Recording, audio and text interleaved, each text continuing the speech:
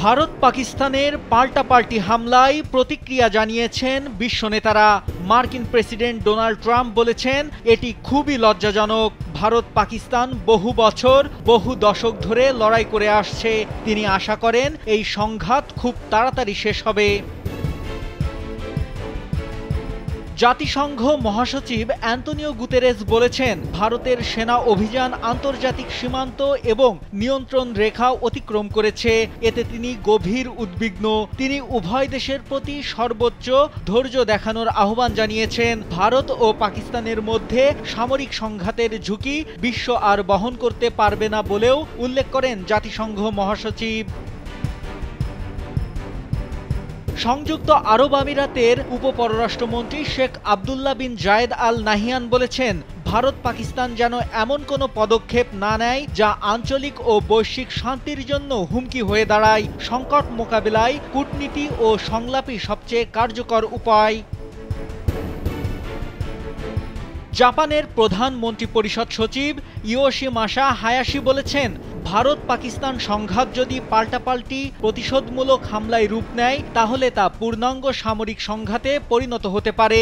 Japan উভয় দেশকে ধৈর্য দেখানোর এবং সংলাপের মাধ্যমে উত্তেজনা প্রশমনের আহ্বান জানিয়েছেন।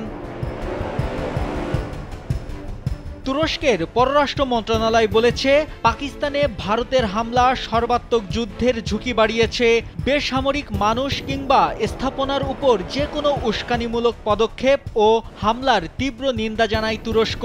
বিবৃতিতে আরও বলা হয়, পেহেলগাঁওয়ের ঘটনার তদন্তের জন্য পাকিস্তান যে দাবি জানিয়েছে তুরস্ক তা সমর্থন করে। তুরস্ক আশা করে উত্তেজনা কমাতে দ্রুত পদক্ষেপ নেওয়া হবে। ফ্রান্সের পররাষ্ট্রমন্ত্রী জা নোয়েল বারো বলেছেন, ভারত ও পাকিস্তান উভয়কে সংযম প্রদর্শন করে বেসামরিক নাগরিকদের নিরাপত্তা নিশ্চিত করতে হবে।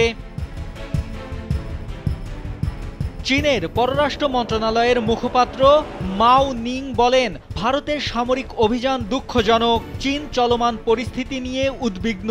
শান্তি ও স্থিতিশীলতার স্বার্থে উভয় দেশকে শান্ত থাকতে, সংযম দেখাতে এবং উত্তেজনা বাড়ায় এমন পদক্ষেপ থেকে বিরত থাকতে অনুরোধ জানিয়েছে চীন। রাশিয়া বলেছে, ভারত ও পাকিস্তানের মধ্যে ক্রমবর্ধমান সামরিক সংঘাতে তারা গভীরভাবে উদ্বিগ্ন। নাইমুল হাসিব, কালবেলা।